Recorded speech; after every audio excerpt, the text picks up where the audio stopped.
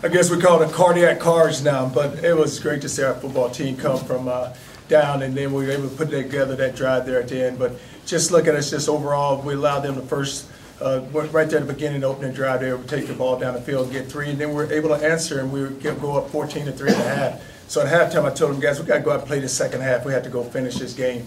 But we gave up 2 jump balls there. But you watch our defense in that third quarter, that goal line stand was I don't think, since I've been here, I know it hasn't happened that we've had a goal line stand like that. But just to see our defense go out and just defend the goal line like that. And it was first and goal on, the inch line. And they got 5 downs, but luckily we jumped off sides on the touchdown that they scored. So we were able to go back out and stop them on the 4th down. And then to watch our offense take the ball with 3 minutes to go in the game, 2 timeouts to go. And we usually practice 2 minutes. And what I usually do at practice, I say it's 1:35 to go. You have 1 timeout, you need a touchdown. But luckily we had 2 timeouts. Actually, we had 3 timeouts to go, and we had 3 minutes to go in the game. So we were able to take the ball down the field, and Teddy threw the ball to Eli. Each week a different receiver stands up. Last week it was Devontae Parker. This week is Eli. And then you watch the big throw Teddy makes to Copeland coming off the goal line, but we weren't able to convert any points.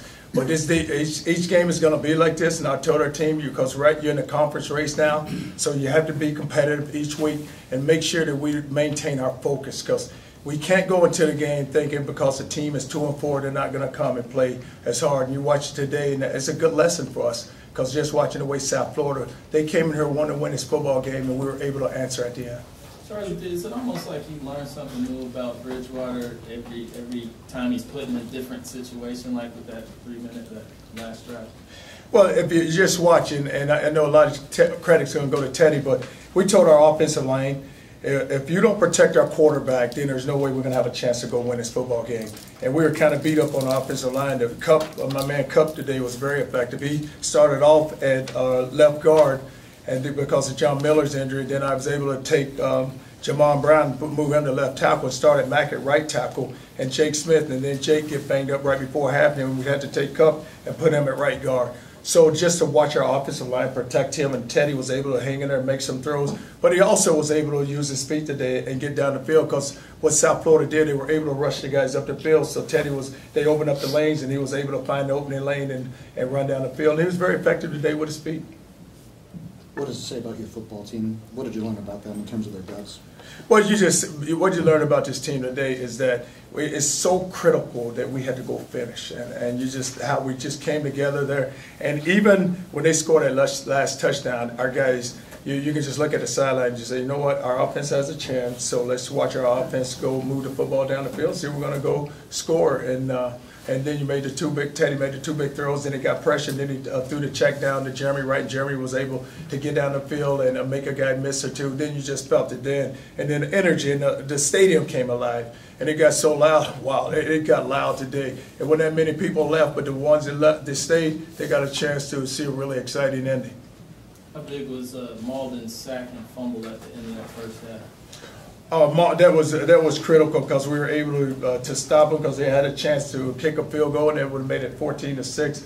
But Malden, if you remember, he gets the first sack, and the quarterback has the ball back and tried to get him to bat the ball out of his hand. Then he tried to, but he ended up stripping it down, but he took it from him on that second sack. But our defensive line, we applied a lot of pressure. I want to say we ended up with 4 sacks today. So you look at 5 last week, you look at 4 now. So that's what happens with a team. You can go a span there, 3 or 4 games, you don't get a sack, then all of a sudden you start getting sack after sack after sack. But we have to play well up front on our defensive front. I felt like we did today. Didn't do a good job of stopping the run. They were able to get some runs on us just because of just gap control, guys overrunning the football, not taking care of their responsibility. It looked like it was almost the same play that was ran a number of times by South Florida up the middle. Was that the gap control?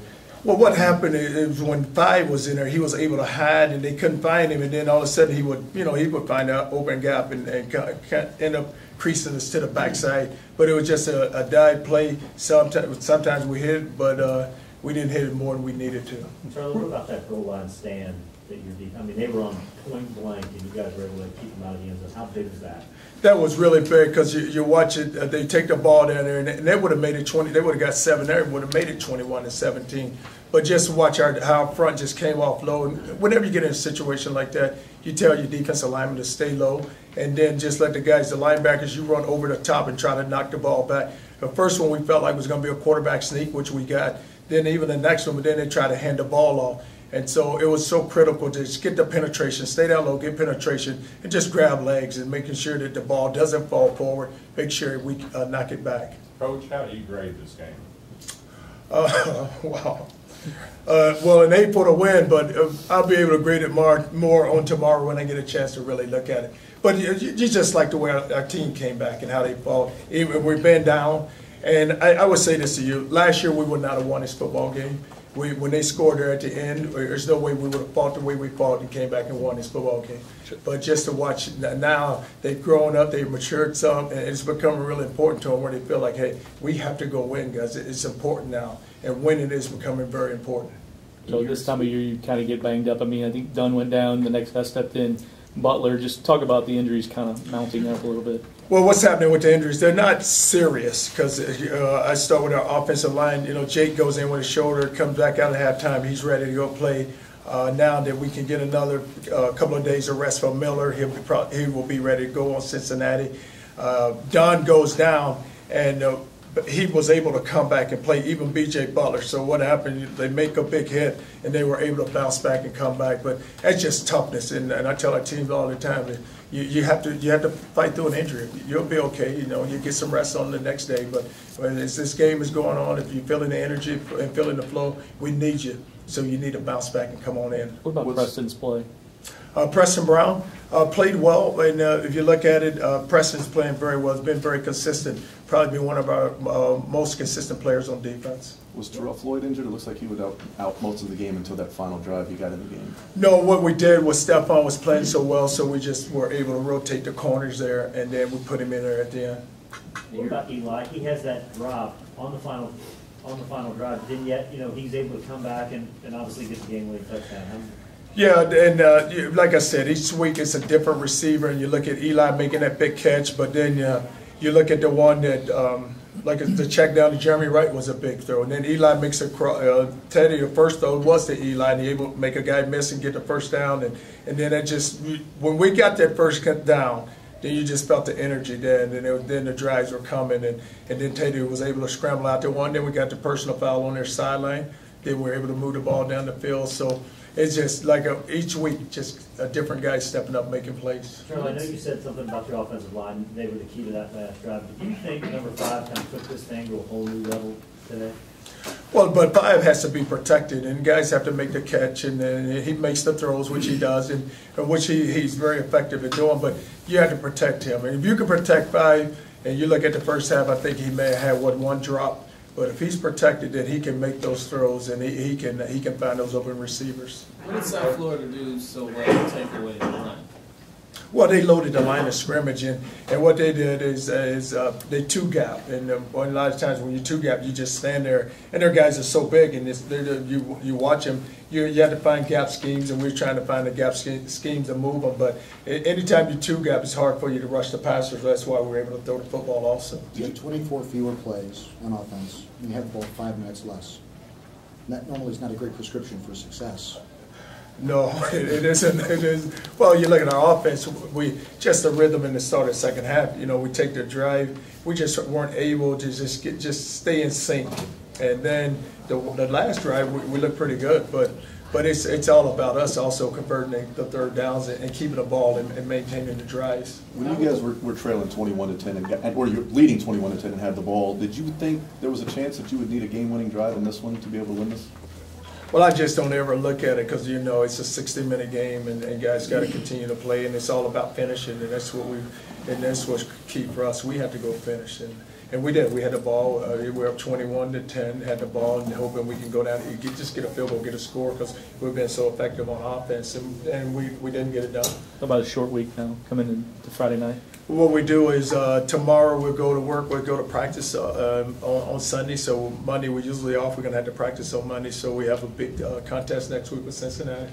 Have you seen Cincinnati? That personal foul penalty, how was that explained? Did they say he left with his head or something? Well, they said that the wide receiver was in a vulnerable position, but I said to them, okay, the quarterback makes the throw. Now, usually when that happens, if a guy's on a crossing route and the guy comes off the hash and hits him, yes. But I said, number one, he has a blocker, and he defeats a block and he hits the guy. So I said, I don't know how that's a personal foul. He defeated a blocker and he hit him. I said, that's not his fault. Then it's not like he came off the hash either and made a big hit where you say, oh, no, you should have never made that hit. But he defeats a blocker and he makes the hit. So the guy's like, well, you know, it's the same. I said, I'm agreeing with you. I want to make sure that we protect the players, but that can happen at any time. I said, okay, if he had an undercut, he would have been okay. He's like, oh, yeah, he probably would have. So, okay. How much is Teddy in a select group for the kind of poise he has for his age and his experience?